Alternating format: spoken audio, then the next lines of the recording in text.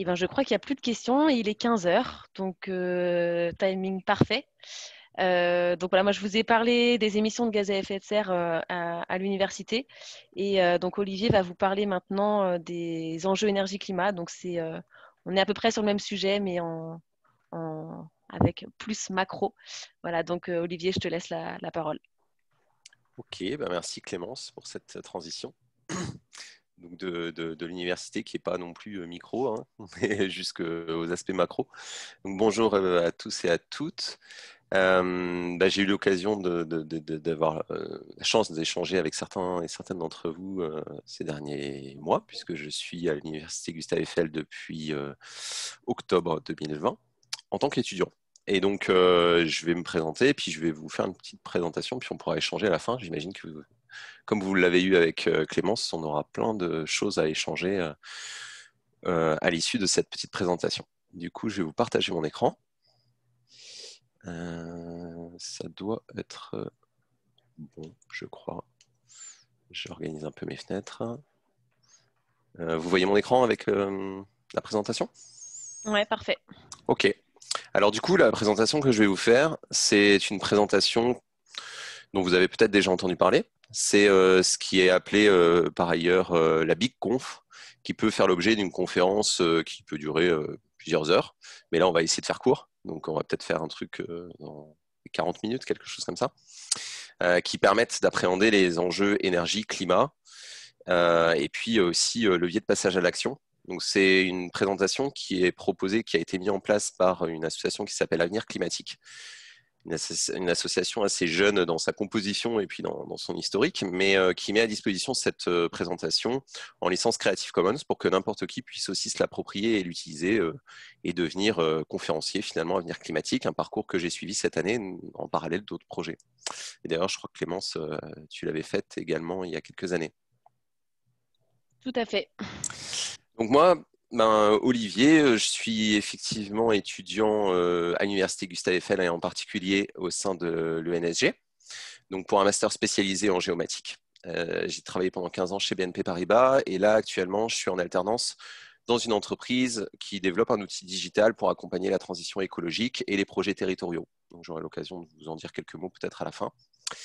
Voilà, et puis je suis investi dans pas mal de projets et ça m'a donné l'occasion justement d'échanger avec certains d'entre vous aussi dans mes investissements bénévoles ou professionnels sur des magnifiques projets comme la fresque du climat, 2 tonnes ou d'autres projets de sensibilisation et d'information sur les enjeux climat et les enjeux énergie.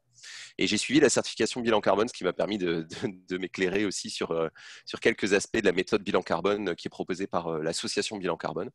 Et on pourra y revenir si vous avez quelques questions sur ces aspects-là. Alors donc sur cette présentation, on va reparler un petit peu des enjeux énergie. C'est intéressant de voir quelle place l'énergie occupe dans notre quotidien et dans notre société, parce qu'on la considère comme présente et utilisable, mais finalement, voilà, elle a une place particulièrement importante et on va y revenir un petit peu. On va rapidement passer sur les enjeux climat. J'imagine que peut-être certains d'entre vous ont eu l'occasion aussi de participer à des fresques du climat. Donc, c'est des aspects qui sont évoqués dans la fresque du climat. Et si vous n'y avez pas participé, peut-être à la prochaine rentrée ou dans les prochains mois, vous aurez l'occasion, soit d'y participer, soit d'être vous-même animateur ou coordinateur. Et puis, on va reparler un petit peu des leviers pour passer à l'action face à tous ces sujets-là. Alors, on va revenir un petit peu sur qu'est-ce que l'énergie. Alors, à votre avis, qu'est-ce que c'est que l'énergie? Je crois que le chat n'est peut-être pas activé, donc on va peut-être avoir des difficultés à avoir quelque chose Je de viens de très l'activer. interactif. J'avais pas fait Ok. gaffe. Ah, ok, merci. Voilà, si vous avez quelques mots qui peuvent illustrer ce que peut être l'énergie pour vous, en 2-3 mots, je vous invite à l'indiquer dans le chat, puis on va regarder un petit peu de ça. Ne soyez pas timide, ne soyez pas comme moi, étudiant derrière ma caméra, très timide. Clémence, une hypothèse? Qu'est-ce que c'est que l'énergie Mhm. de mouvement? Du mouvement? Alors, c'est une grandeur caractérisant blablabla, blablabla. Bon, ça, c'est la définition un peu du Larousse, mais on va essayer de faire quelque chose de plus simple. L'énergie, eh bien, en fait, ça peut caractériser la vitesse, une température, la forme d'un objet, une composition chimique, etc. La lumière.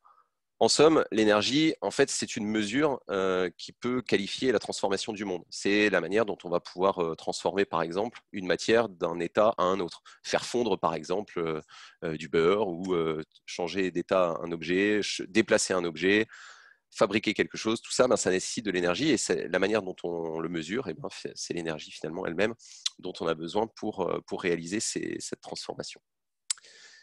Et ça caractérise aussi la vitesse à laquelle, du coup, on transforme le monde. Donc, plus on utilise d'énergie, bon, il peut y avoir aussi évidemment des pertes d'énergie, mais au final, comme vous le savez, rien ne se perd, rien ne se crée. Donc, on crée au minimum de la chaleur. Mais finalement, plus on utilise de l'énergie et plus on transforme le monde rapidement. Et dans notre monde aujourd'hui, on aime transformer les choses rapidement, donc on aime consommer beaucoup d'énergie. Alors, aujourd'hui, pour se représenter un petit peu les quantités d'énergie, on va se poser la question pour cuire un gâteau pendant 1 heure, quelle serait la quantité de cyclistes qui pédaleraient à 20 km/h et qui seraient en capacité du coup de produire cette même énergie. Donc combien il nous faudrait de cyclistes pour, pédalant à 20 km/h, produire cette même énergie qui permet de cuire un gâteau. Est-ce que Clémence, tu te souviens de cette réponse? Ah, moi, c'était pas ça à l'époque. Ah ah. Alors tu tentes? Je dirais 10. Bravo. 10. Je t'avais envoyé la presse, je crois, avant d'ailleurs. Oui, mais j'ai pas regardé. Je l'ai Merci. pas apprise par cœur. Donc, il nous faut 10 cyclistes qui pédalent à 20 km/h. J'ai fait ça avant-hier pendant 1 heure. Je vous assure que c'est un petit peu fatigant. Donc, faire 10 fois ça juste pour cuire un gâteau, c'est pas mal. Donc, l'énergie, on en a besoin. Et finalement, la source de l'énergie, évidemment, elle peut être de différentes origines, mais elle ne produit pas non plus toujours la même quantité d'énergie. Et en fait, pour produire 1 kWh, on peut avoir juste besoin d'une bûche en bois ou juste 1,5 litre de gaz ou un petit peu de charbon ou un tout petit peu de pétrole. En fait, l'énergie, elle peut être produite à partir d'énergie fossile ou d'énergie qu'on appelle renouvelable, rapidement renouvelable. Mais finalement, c'est des quantités aussi qui sont un peu différentes. Et en plus de tout ça, cette énergie, il y en a certaines qui consomment des ressources qui vont se réduire au fur et à mesure, et on le sait. Alors, notre dépendance aux énergies fossiles. Je ne sais pas si vous avez des ordres de grandeur en tête, mais en réalité, donc ça, en gris, c'est l'évolution de notre consommation d'énergie au fur et à mesure du temps, depuis le début de l'ère industrielle à peu près. Et en fait, on a toujours à peu près consommé autant de bois pour réaliser cette consommation d'énergie. Mais depuis les années, et en particulier depuis les années 50, on a augmenté de manière très très importante notre consommation d'énergie fossile. À tel point qu'aujourd'hui, si on regarde la consommation d'énergie dans le monde, alors en France, on a un mix énergétique qui est particulier puisqu'on a beaucoup de nucléaire pour l'électricité, mais aujourd'hui, nos voitures ne se déplacent que rarement à l'électricité. Mais au niveau mondial, si on prend tous les pays, en fait, il y a 84% de notre énergie qui est consommée et qui est d'origine fossile, donc gaz, pétrole ou charbon. Et à ça, on rajoute un tout petit peu d'énergie renouvelable et un petit peu de nucléaire. Donc on a à peu près 5% de nucléaire sur l'énergie mondiale. Donc on n'est pas de là, en tout cas de manière totalement immédiate, de pouvoir remplacer les énergies fossiles à ce rythme-là. On peut aussi noter évidemment que la population mondiale a certes augmenté, mais en fait les niveaux de vie et nos modes de consommation, on le voit bien, nos grands-parents et même nos parents évidemment, se déplaçaient par exemple moins en avion, peut-être se permettaient d'avoir une température un petit peu plus faible dans leur logement l'hiver, etc. Alors que nous, on s'est habitué à un confort quand même supérieur. Et donc les niveaux de vie ont en fait augmenté plus rapidement que l'évolution de la population ces dernières décennies.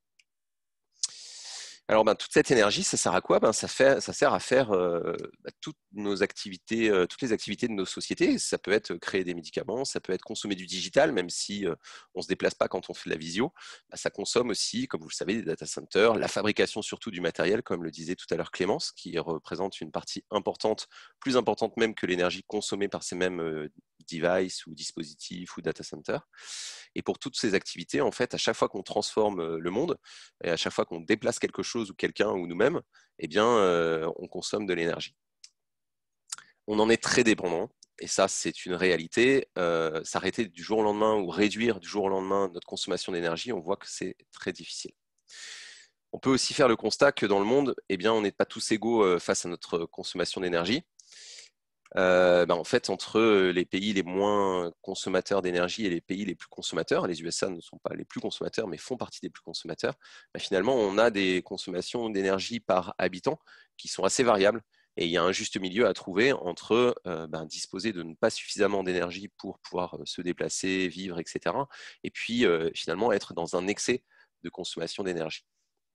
Donc, juste pour retenir un petit peu sur cette première partie, que l'énergie, ça concerne la transformation du monde, qu'on est très dépendant des énergies fossiles et en particulier du pétrole, évidemment, qu'il y a plus de 80% de l'énergie qui est consommée dans le monde qui est d'origine fossile. Ça, c'est très important.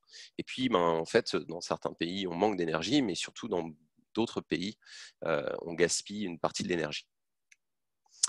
Donc, on va revenir un petit peu sur les enjeux du climat, finalement, face à cette énergie, parce que si on pouvait consommer toujours autant d'énergie, ce serait génial, mais on a des limites planétaires, et on va en parler un petit peu. Alors déjà, le fonctionnement du système climatique, comme vous l'avez peut-être déjà entendu parler, il ne faut pas confondre la météo et le climat. C'est juste une échelle de temps et de distance. La météo, c'est quelque chose de local qui peut évoluer et qu'on peut prédire à horizon de 3-4 jours. Au-delà de ça, Météo France va nous dire qu'on a quand même un indice de fiabilité qui s'affaiblit. Mais le climat, en fait, c'est quelque chose qui évolue, qu'on peut en partie prédire. On va le voir, il y a des choses qu'on peut prédire et d'autres moins, mais ça a une inertie importante. Ça a une inertie à peu près d'au moins 20 ou 30 ans, qui est liée à la persistance de certains gaz à effet de serre, en particulier le CO2, mais pas que, qui durent plusieurs décennies, voire plusieurs centaines d'années, voire pour certains gaz, plusieurs milliers d'années dans l'atmosphère, et qui, tout ça fait que, de toute façon, notre système Terre dispose d'une telle inertie qu'en fait, on a des impacts qui, au vu de nos émissions d'aujourd'hui, ont un impact sur au moins les 20 ou 30 prochaines années. Donc, si on veut réduire dans 20 ou 30 ans la hausse de la température, c'est aujourd'hui et maintenant qu'il faut agir, par exemple. Mais la hausse de la température, ce n'est qu'un paramètre, et on va le voir. Alors, pour revenir rapidement sur le principe de l'effet de serre dont on entend parler beaucoup et qui est au cœur de ce dérèglement, finalement, on peut comprendre qu'il y a toujours autant d'énergie qui arrive du soleil. Alors, il y a des variations, mais elles sont vraiment minimes au regard du changement climatique. On a toujours autant d'énergie qui arrive du soleil, et puis on a une partie de l'énergie qui est arrivée sur Terre qui va repartir dans l'univers, et une autre partie qui est un peu enfermée, qui est contenue, qui est retenue en fait sur le système Terre. Ce système, en fait, il a été à l'équilibre à peu près depuis 10 000 ans. Alors, si on remonte encore avant, il y a eu des variations évidemment importantes, et vous en entendrez parler à droite ou à gauche d'évolution du climat, c'est vrai. Simplement, depuis 10 000 ans, et c'est la période dans laquelle les sociétés humaines se sont particulièrement développées, pendant 10 000 ans, en fait, ce climat il a été relativement stable. On va le revoir. Et aujourd'hui, on a rajouté des gaz à effet de serre dans l'atmosphère, qui fait que, en fait, on a déréglé ce système et on conserve davantage d'énergie que par le passé. Donc, on a toujours autant d'énergie qui arrive, mais il y a un petit peu moins d'énergie qui repart dans l'univers. Alors, si on n'avait pas du tout d'effet de serre sur Terre, c'est-à-dire si on n'avait pas d'atmosphère et pas d'effet de serre, en fait, la température à la surface de la Terre serait en moyenne de moins 18 degrés. Donc ça, c'est une moyenne, hein, c'est vraiment sur l'ensemble de la surface. Grâce au fait qu'il y ait eu une évolution du climat et la présence d'atmosphère sur Terre, il y a 10 000 ans, on était à peu près à 10 degrés. Donc ça, c'était la fin de la dernière période glaciaire, où en France, on était à peu près un même climat qu'en Sibérie, et on était à peu près à 10 degrés. 10 000 ans plus tard, donc aujourd'hui, le climat a évolué, et on a gagné 5 degrés en 10 000 ans. Tout ça, ça met en jeu des systèmes en fait, qui sont interconnectés d'échanges d'énergie sur notre Terre, qui sont contenus dans la biosphère, dans l'atmosphère, etc. Des échanges d'énergie qui globalement évoluent, parce que il ne fait pas toujours la même température dans l'atmosphère, évidemment, chaque jour, mais ces échanges d'énergie étaient relativement à l'équilibre depuis 10 000 ans. À ça, on a rajouté nos activités humaines qui se sont particulièrement développées ces dernières décennies, en particulier comme on le voyait depuis les années 50. Et ces activités humaines, elles ont eu pour effet de dérégler une partie en fait de ces échanges d'énergie. Et on va voir un petit peu comment. Alors, on voit que l'évolution de la consommation d'énergie, en fait, elle est complètement corrélée aux émissions de CO2 et à l'augmentation de la concentration de CO2 dans l'atmosphère. Forcément, il y a un lien entre les deux. Alors, on parle beaucoup du CO2. Vous reverrez aussi dans la suite de la présentation que parfois, et peut-être ça a été le cas aussi dans la présentation de Clémence, on parle aussi parfois de CO2 équivalent. C'est pour ramener en fait l'équivalent CO2 d'autres gaz à effet de serre. Mais sinon, de manière générale, de toute façon, même quand on réduit un petit peu ce problème aux émissions de CO2, c'est pas complètement faux non plus, puisque en fait, le CO2, c'est quand même le principal gaz à effet de serre émis par l'homme, qui représente 75% des gaz à effet de serre que l'on émet. C'est pour ça qu'on en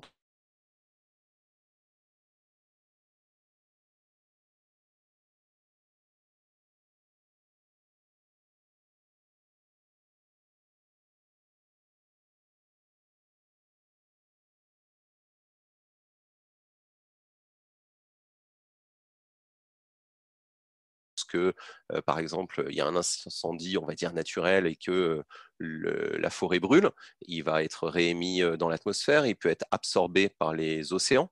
Donc ça acidifie un petit peu les océans, mais tout ça en fait rentre dans un cycle naturel en fait du carbone. C'est-à-dire que le carbone, il peut passer d'un milieu à l'autre dans un circuit qui était fermé jusqu'à maintenant et qui permettait en fait d'être à l'équilibre depuis 10 000 ans.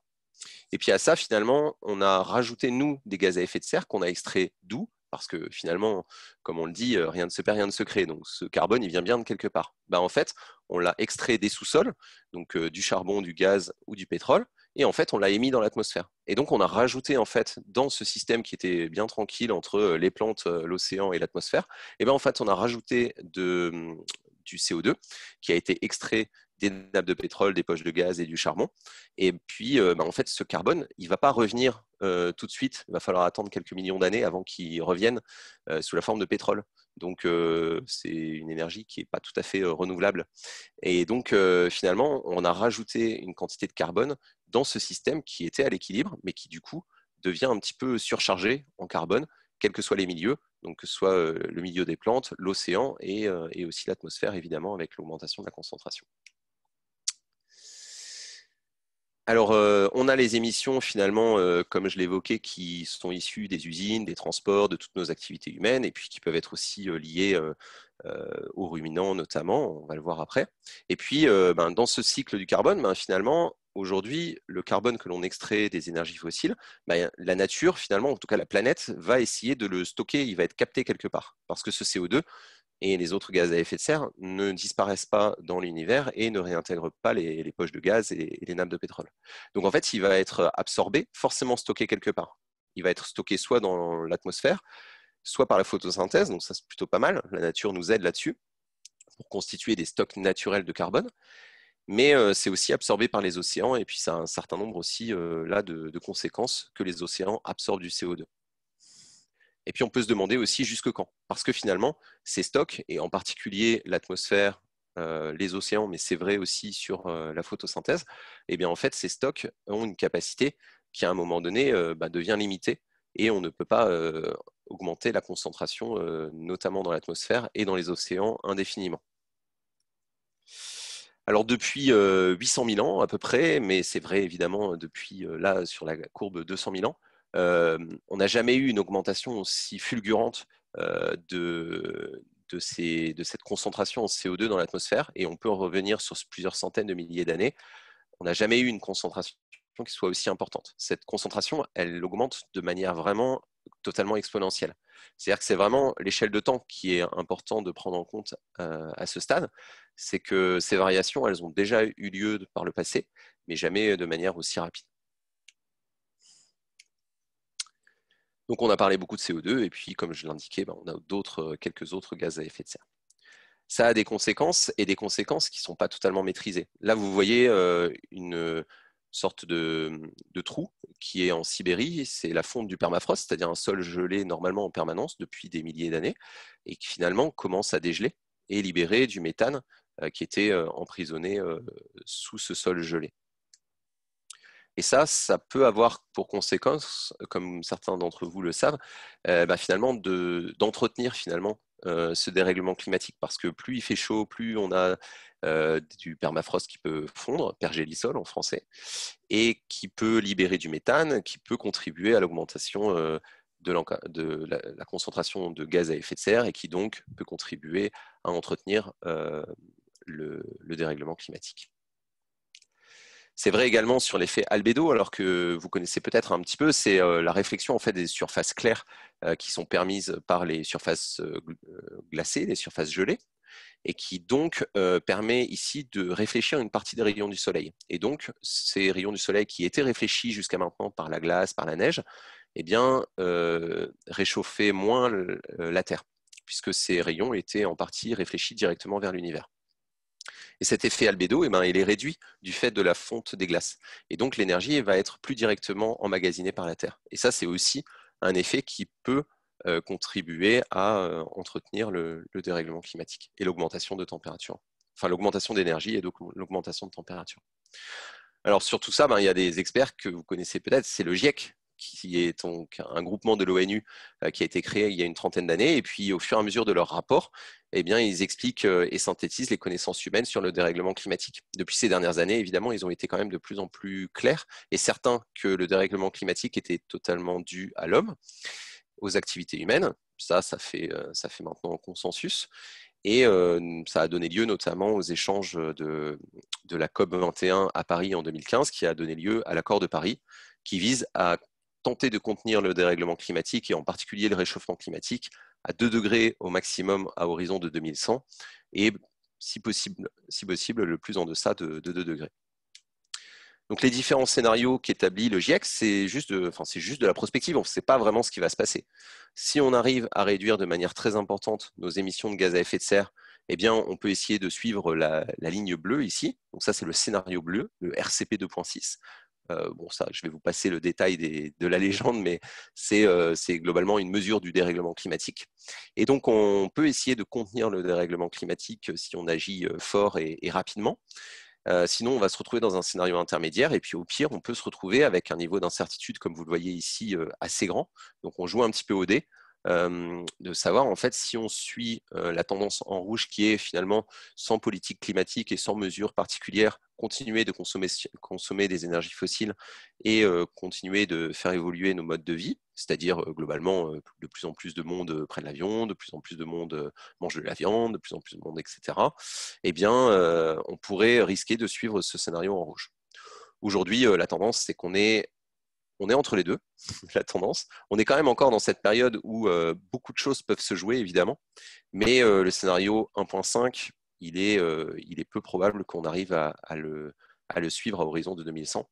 On est plus proche aujourd'hui, si on devait suivre cette tendance et si on n'infléchissait pas encore davantage, d'être aux alentours de 3 à 5 degrés, ce qui est vraiment un changement très important. Donc on va voir ensuite quelques éléments par rapport à ça. D'ailleurs, c'était hier ou avant-hier, je crois, le Figaro a sorti un article qui indiquait qu'il avait été établi par une étude qu'aujourd'hui, 100 000 décès par an étaient attribués au dérèglement climatique lié uniquement à l'augmentation de température, à des canicules. Il y a un tiers à peu près des canicules dans le monde qui sont attribuées au dérèglement climatique directement et qui, aujourd'hui, d'après cette étude, provoquent 100 000 morts par an. Et ça, c'est juste sur la partie dérèglement climatique. Autre conséquence, par exemple, sur la sécheresse. À Madagascar, par exemple, actuellement, il y a France 24 qui a fait un reportage pour montrer qu'il y avait 1,5 million de personnes qui étaient directement menacées pour leur survie parce qu'ils n'ont absolument plus rien à manger à cause de la sécheresse et de la baisse des rendements agricoles, comme on appelle. Mais là, c'est même plus une baisse, c'est une sécheresse totale et une aridité des sols qui fait qu'ils sont menacés. Donc tout ça, c'est vraiment important de prendre en compte, de prendre conscience des ordres de grandeur qui sont qu'en 10 000 ans, en fait, la Terre s'est réchauffée de 5 degrés en 10 000 ans. Et aujourd'hui, en fait, on parle d'un réchauffement de 5 degrés en 100 ans. Donc on est sur une augmentation beaucoup plus rapide de ce dérèglement. Alors les conséquences, on l'a déjà évoqué, c'est de la hausse de la température, c'est d'élévation des niveaux des eaux. Et puis on peut avoir aussi des conséquences évidemment sociétales, parce que comme je l'ai illustré, il y a des baisses de rendement agricole dans le monde. Ça se fait pas sans conflit. Il y a y a beaucoup de conséquences, évidemment, dans certains pays sur des conflits sociaux ou des conflits même armés face à ces risques de pénurie. Et ça, tout ça, c'est un petit peu interconnecté. Donc, on a vraiment de grands enjeux à pouvoir essayer d'atténuer et d'adapter l'ensemble de nos sociétés à ce changement climatique pour essayer que toute action que l'on puisse mener puisse contribuer à atténuer, à réduire l'impact que l'on pourrait avoir sur ce changement. On pourrait avoir dans quelques décennies des zones qui deviennent vraiment avec des températures ou des niveaux d'humidité qui soient assez extrêmes et qui du coup fassent que ces zones ne sont plus possibles pour la vie humaine. Donc c'est vraiment des choses qu'il faut prendre en compte.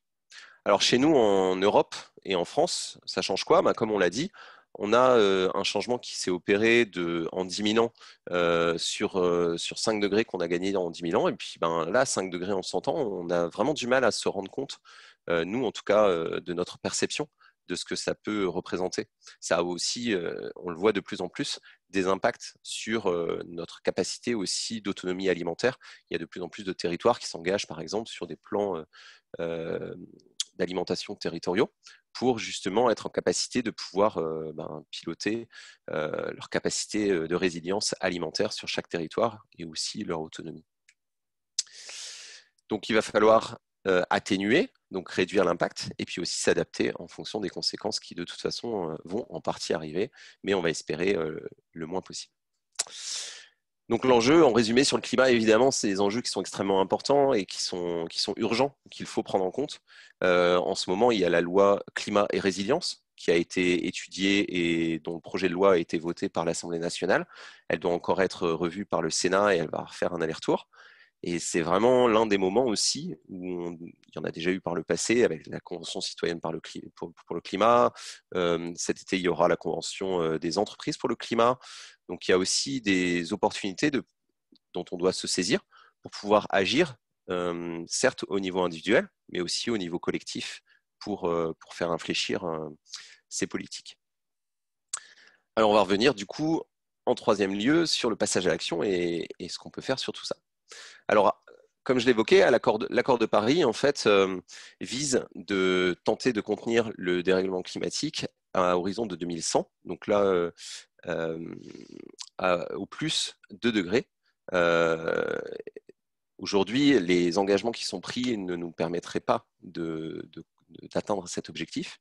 Mais l'accord de Paris prévoit que les objectifs soient revus toujours à la hausse pour permettre de tenter d'atteindre cet objectif. Et 2100, chaque année, on se rapproche de cet objectif et on ne peut pas attendre évidemment 2099 pour agir. Donc on a des objectifs intermédiaires. En France, on a décliné ça dans la stratégie nationale bas carbone, qui est super intéressante à lire, hyper vulgarisée, super accessible. On a aussi le Haut Conseil pour le climat qui donne des avis qui donne des avis sur la corrélation entre les politiques mises en œuvre et les objectifs qu'on s'est nous-mêmes fixés au niveau de la France. Alors, sur les premiers budgets carbone depuis l'accord de Paris, en fait, artificiellement, on les a atteints. On ne les a pas dépassés parce qu'en fait, le niveau d'objectif a été revu à la hausse par le gouvernement. Et donc, forcément, on est en dessous. Mais si on avait gardé les objectifs initiaux, on les aurait loupés. Donc, c'est un peu artificiel. Donc, on en a besoin, par contre, de réduire d'autant plus demain les réductions, de réduire d'autant plus qu'on a augmenté en fait ces niveaux. Alors, sur les gaz à effet de serre, en fait, on a des émissions qui sont d'origine variée. On a énormément de consommation d'énergie fossile, donc gaz, charbon et pétrole. Mais on a aussi les ruminants, par exemple, qui dégagent du méthane ou les rizières. On a aussi des engrais azotés, etc., du déboisement. Donc, on a différentes origines sur lesquelles on peut aussi, du coup, agir. Alors, il faut aussi avoir en tête, et c'est parfois ce que l'on entend, c'est de se dire « Ah bah oui, mais finalement, les réserves s'amenuisent et du coup, on n'aura peut-être plus suffisamment de toute façon d'énergie fossile Et donc, ça va permettre de réduire finalement notre consommation. En fait, la réalité, c'est que certes, les énergies fossiles continuent d'être toujours de plus en plus coûteuses à aller récupérer parce qu'il y en a de moins en moins. Mais la mauvaise nouvelle, c'est qu'en fait, on en a encore largement suffisamment pour dérégler bien comme il faut le climat, ou bien comme il ne faudrait pas. Et aujourd'hui, donc, on doit absolument réduire notre consommation et pas seulement tabler sur la baisse des gisements finalement. Parce que si on continue comme ça, avec notre consommation actuelle, bah, il nous reste à peine quelques années à consommation constante. Ça veut dire que là, par exemple, pour tenir l'objectif de 1,5 degré, eh bien, il nous resterait environ quelques années et après, ben, il ne faut plus du tout en consommer. Ce qui est évidemment pas possible puisqu'on a quand même forcément une période de transition. Ça, c'est un peu la même chose, simplement par énergie, c'est un peu différent parce qu'en fonction des énergies, on a des réserves différentes. Mais il faut absolument ne pas toutes les consommer pour pouvoir tenter de suivre l'objectif qu'on s'est fixé. Donc soit l'objectif de 2 degrés, soit l'objectif de 1,5 degré. Il faut laisser certaines ressources fossiles dans le sol et ne pas les consommer. On voit aussi que par secteur d'activité et également par activité, on a des émissions qui sont variables. On a des émissions au niveau mondial qui sont liées par exemple à l'électricité. Donc nous, en France, on le perçoit moins. Mais finalement, quand on parlait du numérique tout à l'heure, et quand on achète par exemple un smartphone, eh bien certes, quand on va l'utiliser, on va utiliser de l'énergie électrique qui est faite en France et probablement avec un mix énergétique peu carboné. Mais finalement, ne serait-ce que la fabrication de cet objet a nécessité l'extraction de matières premières qui ont nécessité des bulldozers qui fonctionnent que de manière exceptionnelle à l'électricité. Et ces usines également qui fabriquent et qui assemblent ces objets, eh bien, pour certaines, fonctionnent dans des pays dont l'électricité est issue d'énergie fossile. Donc finalement, comme on le disait tout à l'heure, ce qui est important de prendre en compte, c'est l'ensemble du cycle de vie finalement de chaque activité. Et c'est ce qu'on appelle l'empreinte carbone. On voit aussi que si on regarde un petit peu l'historique, on a aujourd'hui en fait des émissions par an qui sont réparties comme le graphe de gauche l'indique. Mais finalement, quand on regarde quelle a été jusqu'à maintenant la responsabilité historique des émissions de gaz à effet de serre, ben, elle n'est pas tout à fait la même. C'est évidemment lié à la désindustrialisation de certains de nos pays occidentaux, qui fait qu'on a finalement transféré les émissions de gaz à effet de serre de notre pays vers notamment la Chine et le reste de l'Asie. Mais ce qui importe dans tout ça, c'est finalement la quantité de gaz à effet de serre qu'on va émettre. Et que ce soit réalisé en Europe, aux États-Unis ou en Chine, l'important c'est de prendre en compte évidemment l'intégralité des émissions. Donc si on prend en compte justement ces émissions nationales, en fait en France on se dirait que les émissions nationales, vous verrez dans la stratégie nationale bas carbone par exemple, que les émissions nationales ont légèrement baissé ces dernières années. Mais si finalement on prend en compte l'empreinte carbone, qui est finalement le fait qu'on prend en compte l'ensemble des émissions de la fabrication à l'usage et à la destruction de l'objet, etc., bah finalement ça a relativement stagné, en France y compris.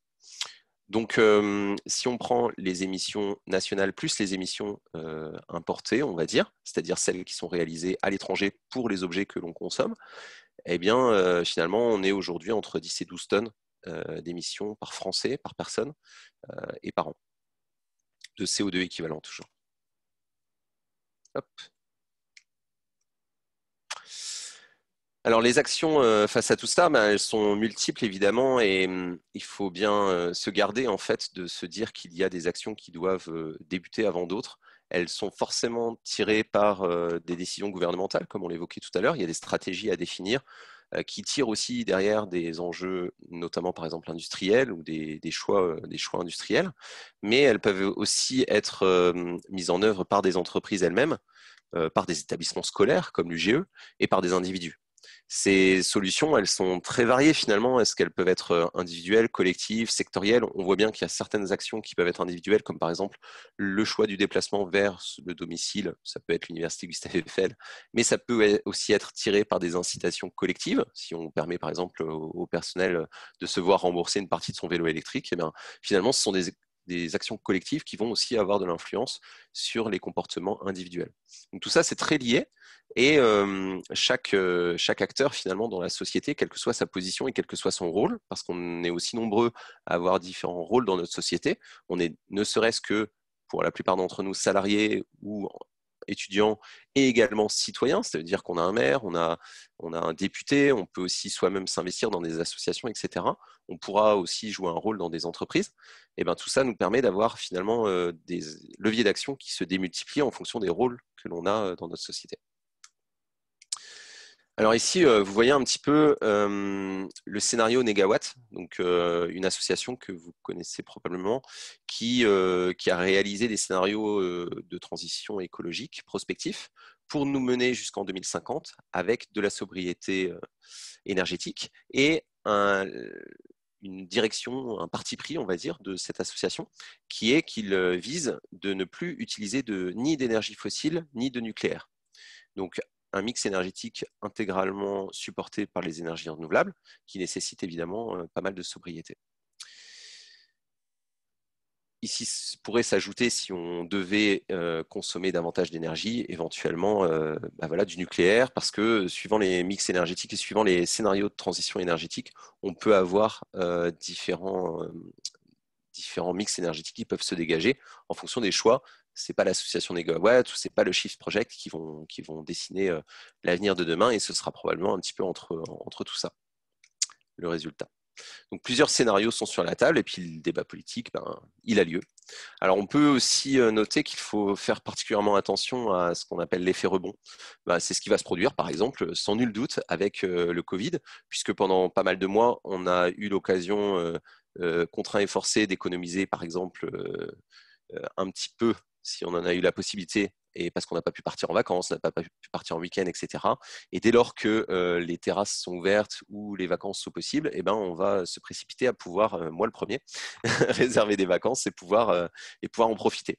Et ça, c'est vrai, mais en fait, on a du coup un effet rebond, c'est-à-dire qu'on a eu une sobriété imposée finalement pendant le Covid. Et quelque part derrière, on a une capacité en fait à consommer, à dépenser notre argent pour partie d'entre nous. Et donc en fait, on va probablement le faire en bonne partie. Donc ça, c'est une partie de l'effet rebond. C'est vrai aussi avec l'évolution finalement technologique, parce qu'on peut imaginer que les moteurs soient par exemple de plus en plus performants, mais quelque part, puisqu'on a rajouté là, et c'est légitime en partie, des dispositifs par exemple de sécurité, eh bien notre voiture s'alourdit et finalement, en grossissant, en passant de 500 kg à 1500 kg, eh bien finalement, on a toujours la même consommation d'énergie. Alors c'est vrai et c'est légitime pour une partie des actions, par exemple liées à des dispositifs de sécurité. Par contre, si on prend le boom qui a eu lieu ces dernières années avec les SUV, c'est davantage pour le look et le style des voitures que finalement on déplace des voitures de plus en plus lourdes, et ce n'est pas forcément pour des raisons de sécurité comme là ici le passage de la 2 chevaux à la DS3. Donc en Europe, on a des objectifs qui sont quand même ambitieux de réduction de ces émissions de gaz à effet de serre, et le temps avance et on a de moins en moins de temps pour les réaliser. Tous ces scénarios, en fait, quels qu'ils soient, et que ce soit en recours avec l'énergie nucléaire ou des énergies renouvelables, de manière générale, donc soit vous prendrez le scénario de transition de Négawatt, soit le plan de transformation de l'économie française qui est en train d'être finalisé par le Shift Project. Ils ont des hypothèses évidemment sérieusement différentes, mais au final, ça passe forcément à un moment donné par davantage de sobriété, quel que soit le secteur. Ça peut être, par exemple, mettre moins de chauffage, se déplacer avec des mobilités plus douces, plus actives. Ensuite, ça passe par davantage d'efficacité, parce qu'il faut réduire notre gaspillage d'énergie. Et puis enfin, et surtout, et ça doit se faire en parallèle, c'est aussi d'utiliser de plus en plus d'énergie qui soit décarbonée. Alors pour certains, ça peut être un choix du nucléaire, et pour d'autres de l'énergie renouvelable, quoique l'une ou l'autre n'est pas complètement décarbonée, mais néanmoins davantage décarbonée que d'utiliser évidemment directement du pétrole, du charbon ou du gaz. Donc essayer de sortir des énergies fossiles. Alors, malgré tout ça, on voit aussi quand même qu'il ne faut pas rêver. En fait, il y a certaines activités qui vont forcément se réduire. Aujourd'hui, on ne peut pas passer du jour au lendemain. Ce n'est pas possible de fabriquer de l'hydrogène de manière totalement verte aujourd'hui. Ça viendra peut-être dans quelques décennies, mais ce n'est pas le cas aujourd'hui. Et donc, faire voler des avions dans les prochaines années ou même les prochaines décennies à l'hydrogène, par exemple, c'est tout à fait envisageable. Par contre, on ne va pas remplacer exactement le même nombre d'avions qui volent aujourd'hui avec le même nombre de passagers avec des avions qui permettent de voler à une énergie décarbonée. Et c'est vrai pour bon nombre d'activités. Donc il y a forcément des activités sur lesquelles il y a des évolutions professionnelles qui sont nécessaires et à envisager. Ça ne veut pas forcément dire moins d'emplois, ça veut juste dire davantage d'accompagnement qui sont nécessaires, parce que peut-être qu'on va moins prendre l'avion, mais peut-être plus le train. Ça veut dire qu'on va peut-être fabriquer moins de bâtiments, mais on va faire plus de rénovation. Et donc tout ça, c'est une évolution des métiers qu'il faut accompagner. Et ça, la plupart du temps, les scénarios essayent de prendre en compte aussi ces enjeux-là, parce que ce sont des enjeux sociétaux extrêmement importants qui doivent être adressés. Alors l'objectif en 2050, c'est de vivre avec 2 tonnes de CO2 équivalent par an. Ça veut dire plus de sobriété, ça veut dire peut-être une meilleure qualité de vie sur certains aspects, puisqu'en fait, on va essayer aussi peut-être de passer moins de temps dans les transports, par exemple. Et ça, parfois, on peut l'apprécier. Peut-être aussi encourager des sols qui soient moins imperméables, comme aujourd'hui dans la plupart de nos villes. Ça veut dire peut-être plus d'espace vert, ça veut dire donc plus de puits de carbone, etc. Donc tout ça, ça va nécessiter une évolution. Et puis, dans les prochaines décennies, on va avoir pas mal de transformations qui vont forcément arriver. Et la société civile, elle pousse pour ça. Donc on a beaucoup d'associations évidemment qui s'engagent, beaucoup de citoyens. Vous avez sûrement, et si ce n'est pas le cas, je vous invite à regarder, entendu parler de Pour un réveil écologique, qui est donc un groupement d'étudiants qui vise à challenger ces futurs employeurs sur leurs engagements environnementaux et qui challenge aussi les écoles et les universités. Donc en résumé, passer à l'action, ça veut dire réduire notre consommation d'énergie fossile. Ça peut être évidemment la remplacer par d'autres sources d'énergie, quoique ça nécessite probablement évidemment pas mal de sobriété. L'objectif, c'est d'atteindre la neutralité carbone en 2050. La neutralité carbone, c'est émettre autant de CO2 équivalent, donc autant de gaz à effet de serre que ce que l'on peut en capter en France et dans le monde. Réduire les émissions par pays, ça veut dire globalement réduire les émissions mondiales. Et puis, ça nécessite beaucoup de réorganisation, finalement, comme on le voyait. Ça ne veut pas dire rester chez soi, ne rien faire, etc. Mais au contraire, s'engager, s'investir, réaliser des transitions professionnelles parfois, accompagner les autres dans des transitions professionnelles. Et là-dessus, les établissements de l'enseignement ont tout un rôle à jouer aussi pour permettre d'accompagner les transitions professionnelles tout au long de la vie. Moi, ça m'est arrivé de rencontrer des personnes qui réalisaient voire 2 changements professionnels dans leur vie. Ils en étaient déjà à leur 2e changement de métier dans leur vie. Et c'est peut-être des choses qui vont s'accélérer aussi. Donc rapidement, notre consommation et nos émissions de gaz à effet de serre concernent en fait toutes les activités que l'on mène dans notre société. Et du coup, ont un impact aussi sur notre santé. Ça concerne aussi des enjeux comme on le dit ici, de paix, mais c'est de stabilité finalement de nos sociétés. Et ce sont des sujets sur lesquels on a à travailler tous ensemble pour essayer d'atténuer et de nous adapter face à ces enjeux.